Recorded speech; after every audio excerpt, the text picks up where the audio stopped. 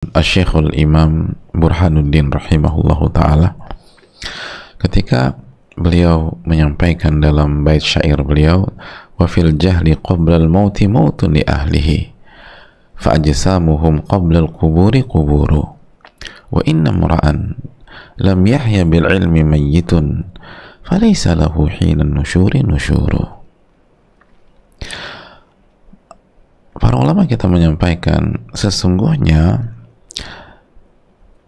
kebodohan itu adalah kematian bagi orangnya sebelum kematian yang sesungguhnya.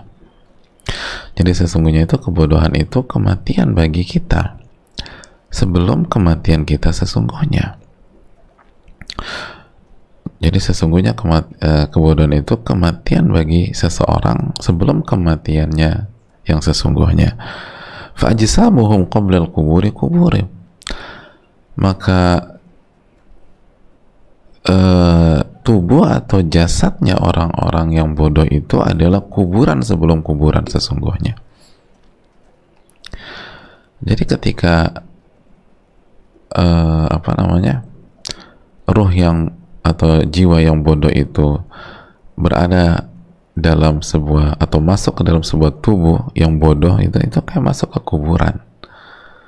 Jadi kuburan sebelum kuburan. Wa inna mura'an lam yahya bil ilmi mayyitun falaysa lahu hina nusyuri nusyuru. Dan seseorang itu atau sesungguhnya seseorang yang hidup tanpa ilmu. Jadi yang hidup tanpa ilmu itu sesungguhnya dia itu mayit hadirin. Dan dia tidak punya kebangkitan ketika hari kebangkitan. Artinya mayit di dunia dan nanti jadi udah nggak punya kehidupan di dunia dan nggak punya kehidupan nanti di akhirat. Karena dia diancam diazab sama Allah Subhanahu wa ta'ala. Apalagi kalau dia sampai melakukan kesyirikan, syirik besar. Gitu hadirin. Karena dia nggak belajar. Jatuh ke kufur besar karena dia tidak belajar.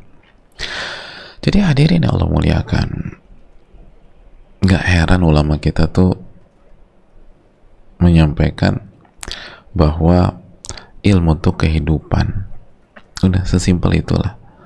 Dan kebodohan itu kematian sebelum kematian. Kita ulangi lagi ya, wa fil jahli qabla al-mauti mautun li ahlihi fa ajsamuhum qabla al-quburi quburu wa inna mur'an lam yahya bil ilmi mayyitun falaysa lahu hina nusyuri nusyuru. Sesungguhnya kebodohan itu atau dalam kebodohan itu adalah kematian bagi seseorang sebelum kematian yang sesungguhnya, dan jisimnya, jasadnya, tubuhnya adalah kuburan sebelum masuk ke kuburan sesungguhnya.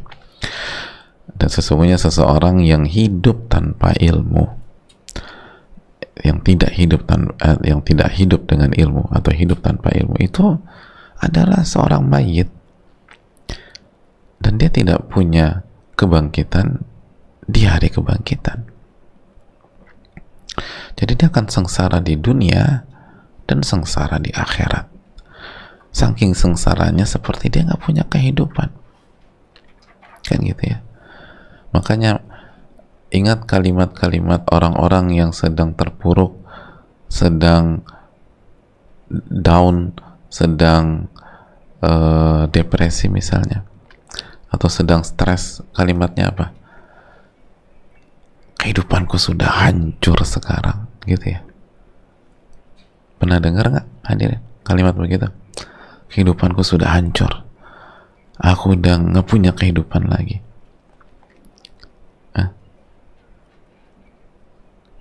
Pernah dengar kalimat itu? Pernah dengar dari siapa? Ya lisan saya sendiri Pak Ustadz. Gitu. Jadi yang hancur tuh kita. Baru minggu lalu saya ngomong begitu. Jadi orang tuh yang merasa dia masih hidup, tapi ketika dia terpuruk, dia bermasalah, udah hancur semua nih, hidupku sudah hancur. Kan kita bilang hancur dari mana mas, mbak? Hancur dari mana, Mbak? Rumah masih punya, duit masih banyak di tabungan, itu barang-barang branded sama fancy itu masih dipakai. Tapi mereka merasa diri hidup mereka tuh hancur. Nah itu kenapa? Karena hidupnya tidak hidup dengan ilmu, karena hidupnya itu nggak pakai ilmu, akhirnya pakai hawa nafsu, pakai perasaan, pakai logika pribadi. Kalau logika sehat yang dibangun di atas ilmu nggak masalah, tapi ini logika pribadi aja. Hidupnya tuh pakai pengalaman, kalau pengalamannya bagus dan dia bisa mengambil hikmah dari pengalamannya. Banyak orang kan main ngasal aja. Jadi hadirin Allah muliakan, ini yang perlu kita tanamkan. Maka pentingnya kita belajar, pentingnya kita mengkaji kitab para ulama, pentingnya kita membahas Riyadhus Shalihin. Dan simpel aja, misalnya kita kajian Riyadhus Shalihin atau buku-buku para ulama yang lain, ini nih kehidupan. Makanya sebuah lucu, ada orang mengatakan, aduh saya tuh pengen ikut kajian Ustaz, tapi saya nih nggak ada waktu, sibuk banget. Tuh, Anda kalau nggak punya waktu belajar, berarti hidup Anda tanpa ilmu. Sibuk apaan? Karena nggak ada kehidupan pada sejatinya. Kok sibuk gitu loh?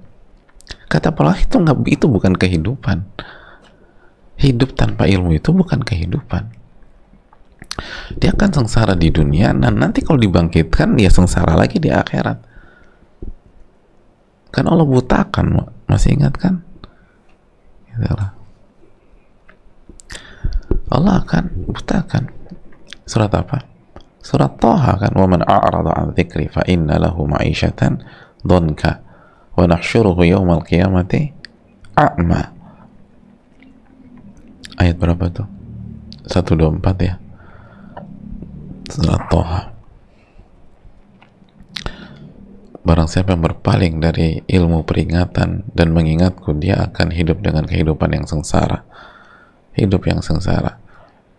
Wa nahsyuruhu yaumal qiyamati a'ma, dan nanti kita akan bangkitkan dan kumpulkan dia dalam kondisi buta. Itu di dunia nggak punya kehidupan, sengsara, berantakan, sempit, dan di hari kiamat dia akan dibangkitkan dalam kondisi buta.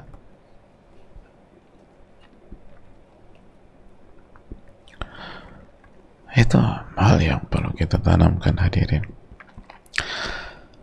Jadi makanya nggak punya kehidupan. Makanya udah kita buat simpel, ilmu itu kehidupan, kebodohan itu kematian sebelum kematian. Itu kaidah para ulama.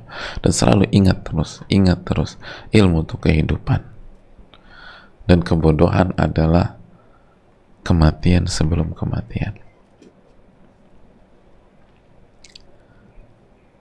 Makanya itu banyak orang yang nggak punya ilmu atau punya ilmu nggak diamalin, hidupnya seperti mayit, hadirin. Nggak ada karya, nggak produktif, nggak ngapa-ngapain. Hidup 3 hari 3 malam hanya manteng di ruang tamu gitu loh, nggak ngapa-ngapain. Itu kan kayak mayit, nggak ngapa-ngapain, nonton gini aja. Beda orang yang punya kehidupan, nanti sibuk sana, terus sibuk sini, bermanfaat bagi orang, ibadah, sujud, nanti bantu orang, nanti baca Quran, nanti sibuk lagi ke sana. Itu baru kehidupan. Ya kalau kehidupan cuma di atas kasur, tanpa ada uzur tentu saja. Tanpa ada uzur. Ya benar, emang itu kayak orang mati, hadirin. Jadi ini yang perlu ditanamkan. Hidup, dan bukan hanya ikut kajian loh hadirin, tapi kita harus hidup dengan ilmu. Makanya ini, wa ini mura'an lam yahya bil ilmi mayyitun falaysa lahu hinan nusyuri nusyuru. Dan seseorang yang tidak hidup dengan ilmu atau hidupnya tanpa ilmu, itu seperti mayit. Jadi kalau kita ikut kajian nih, misalnya kita ikut Riyadhus Shalihin, tapi udah sampai Riyadhus Shalihin udah nggak punya hubungan lagi dengan ilmu, nggak diamalin ilmunya, nggak diterapin ilmunya, maka itu berarti kita hidup satu hari itu cuman 1 jam gitu aja. Jadi satu hari hidupnya cuma sejam, yang lain udah nggak jelas tuh hidup kayak apa. Tapi kalau kita belajar Riyadhus Shalihin 1 jam, lalu yang 1 jam ini itu kalau berusaha diamalin, itu bukan 24 jam tuh hadirin, itu bisa 3 pekan baru bisa berjuang lagi gitu. Coba kalau kita misalnya contoh bab ikhlas, kita ngaji Riyadhus Shalihin 50 menit atau 1 jam, emangnya habis itu kita langsung bisa ikhlas? Illa man rahimah rabbuh, kecuali benar-benar dirahmati Allah. Kita kan butuh proses. Nah, proses tuh jungkir balik dulu, babak belur dulu selama 1 bulan. Tapi 1 bulan itu ada kehidupan gitu loh. Karena berjuang kita, ada kehidupan. Bab sabar gitu. Bahasa wasabru diya, dan sabar itu ya, cahaya yang panas. Itu kita mungkin amalkannya tuh 3 pekan. Iya benar ya, sabar tuh. Tapi ada kehidupan, dan disitulah kebahagiaan.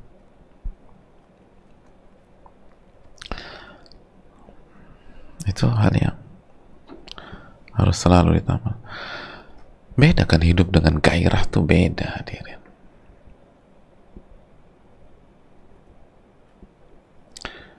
Hidup dengan gairah itu beda, dan Allah yang memberikan hal tersebut. Hidup pesimis, aduh udah ada yang lemas, apa kehidupan kayak gitu. Dan ini bukan tentang uang, bisa aja dia punya gairah tapi nggak punya duit, tapi semangat dia nggak punya uang. Misalnya dia baru di PHK deh, diputus kontrak, tapi karena hidupnya dengan ilmu tentang ikhlas, ilmu tentang ridho, ilmu tentang sabar, ilmu tentang tauhid, ilmu tentang nama-nama dan sifat Allah Subhanahu wa taala. Oh, semangat dia. Gitu hadirin. Ilmu, kita baru bahas beberapa hadis di saya harus urus keluarga orang. Itu kan semangat jadi. Setelah saya ngurus keluarga sendiri, saya harus ngurus keluarga orang. Maksudnya bukan kepo ngeribetin orang atau pengen tahu urusan orang, bukan, tapi ngebantu gitu. Sebagaimana kita bahas. Tak jadi kan gairah, harus ke sana, mau ngapain? Mau ngurusin ini. Akhirnya 1 hari itu sibuk kita. Dan bahagia, tenang, nyaman karena ngurusin itu. Kan katanya mengurus dengan baik. Nah, dia lagi. Nah, orang ini lagi ibadah, lagi beramal soleh, lagi pergi ke sana ngebantu orang. Nah, saya harus ngurus keluarganya. Oh, keluarganya butuh ini, saya nyari dulu. Nah, itu ada kehidupan, bahagia kita. Tapi adapun hidup tuh megang remote aja hadirin. Gitu. Bahagia nggak sih kalau hidup cuman tiap jam habisin pegang remote? Enggak. Itu remote TV, gimana kalau remote AC hadirin? Itu lebih sengsara lagi tuh hidup sepanjang hari pegang remote AC.